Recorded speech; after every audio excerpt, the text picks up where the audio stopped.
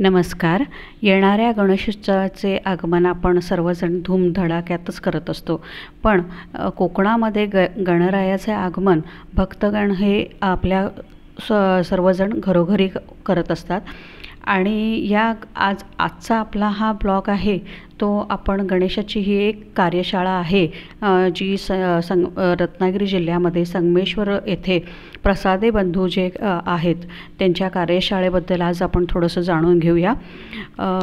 कार्यशाळांची ही प्रसादेंची ही कार्यशाळा ही आता ही 6वी पिढी चालू आहे आणि त्याच्याबद्दल आपण आता थोडंसं जाणून घेऊया. सर्वात प्रथम आपण एक छोटीशी या कार्यशाळेची एक सफारी करून घेऊया. मला हे थोडंसं तुम्हाला दाखवायला आवडेल की कशी ही 3 पिढी इथं आता आपली सर्व ही कार्यशाळेमध्ये गुंतलेली आहेत कामामध्ये. आणि आता ही 6वी पिढी पण आता प्रयत्नशील आहे की आपण हे कसं हे शिकू शकतो आणि हा सांस्कृतिक वारसा आपण पुढे नेऊ शकतो.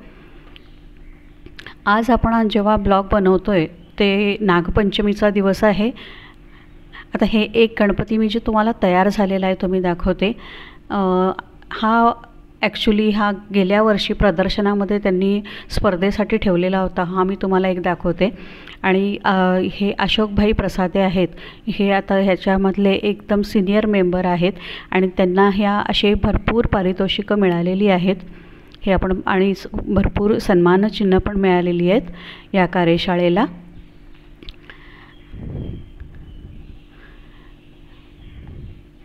अशोकभाई प्रसाद यांना इथं सर्वजण आबा प्रसादे म्हणतात. वय वर्ष 80 असून अजून ते सतत या कार्यशाळेमध्ये एकदम ॲक्टिव्ह मेंबर आहेत ह्याच्यामध्ये. आणि आपल्या भाच्यांना पुतण्यांना अतिशय चांगलं मार्गदर्शन करतात ते. आज आपण आलो आहे ते नागपंचमी आहे आणि आज नागपंचमीच्या दिवशी जे गणपती तयार झालेले असतात त्यांना रंगवायला सुरुवात करतात मुहूर्ताप्रमाणे.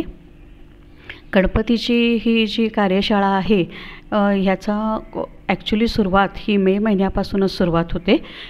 मे महिन्यामध्ये आपण जेव्हा गरमी असते पाऊस नसतो त्यावेळा माती मागवणं, माती मागवल्यानंतर ती सुरक्षित ठिकाणी ठेवणं, त्याच्यानंतर जसा पाऊस सुरुवात होईल तसं आपल्याला ही माती मळून घ्यायची असते.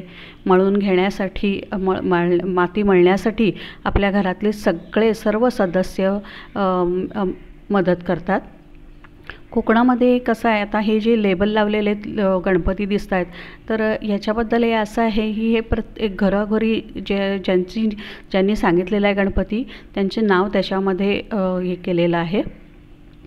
आपल्या शहरामध्ये कसं आपण पैसे देतो आणि गणपती घेतो, इथं कोकणामध्ये तशा पद्धतीचं हे चालत नाही.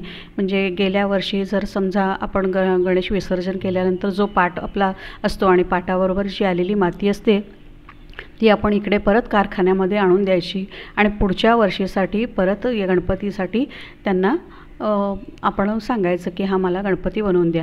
आता हे सगळं हातीकाम चाललं आहे बघा. आज हे गणपतीची आभूषणं बनवण्याचं काम चालू आहे.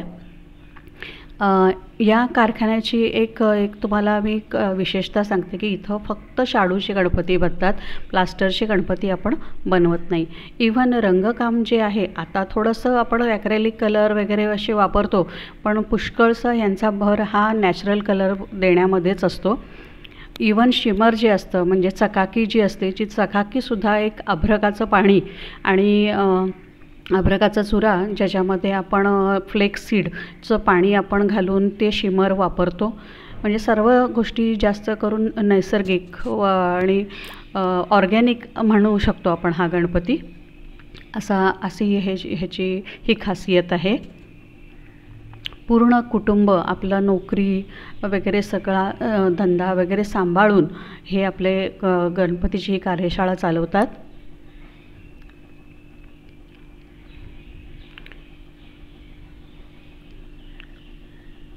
पूर्ण हाती काम चालू आहे.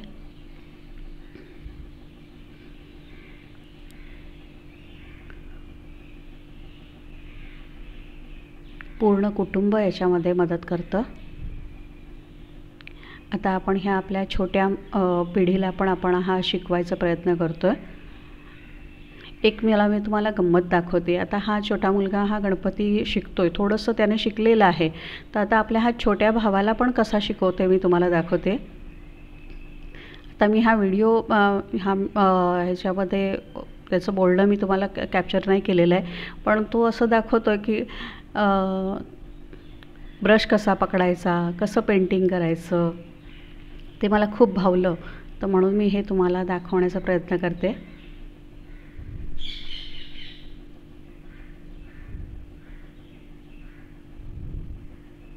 कारण या वयात आपण ज्या गोष्टी शिकतो त्या आपल्या जन्मभर लक्षात राहतात. तर या सगळ्या गोष्टीची ओळख आपण या वयातच करून घेतली तर आपण जास्त चांगलं शिकतो.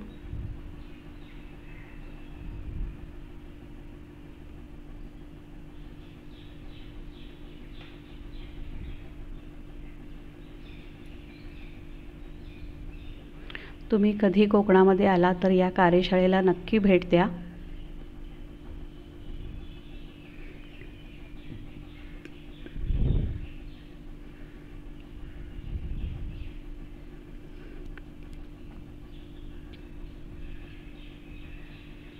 आता एक गणपती मी तुम्हाला दाखवते. त्यांनी आता या वर्षीच्या स्पर्धेसाठी बनवत आहेत अशोकभाई प्रसादे.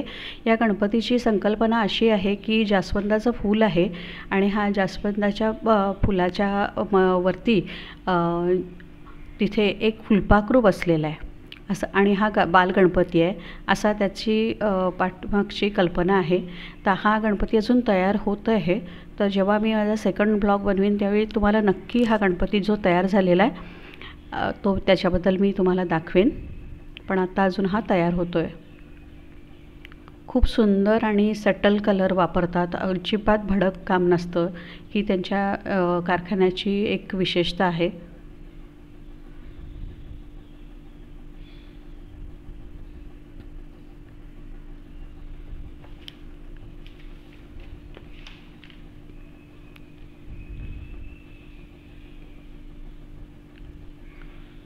सर्वजण कामामध्ये गुंतलेले आहेत.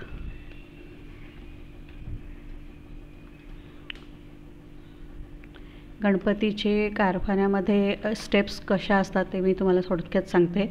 पहिल्या साच्यामध्ये आपण मोठे मोठे साच्यामध्ये गणपती असतात ते साच्यामध्ये करून घेतो. छोटे गणपती अशोकभाई वगैरे जे एक्सपिरियन्स हात आहेत ते हाताने सुद्धा बनवतात.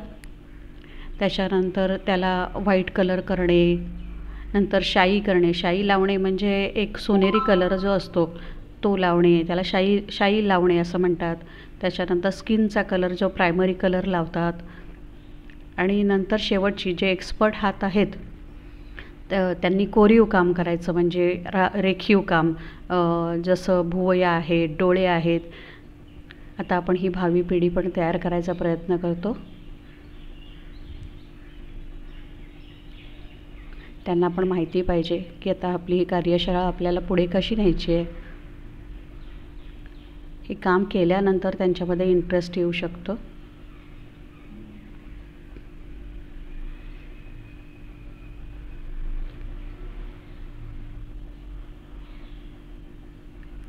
गणपती बनवणे हे पेशन्सचं काम आहे.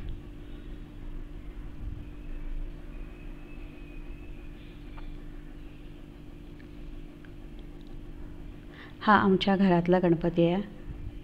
हा पण मी तुम्हाला पूर्ण रंगवला की नक्की दाखवेन.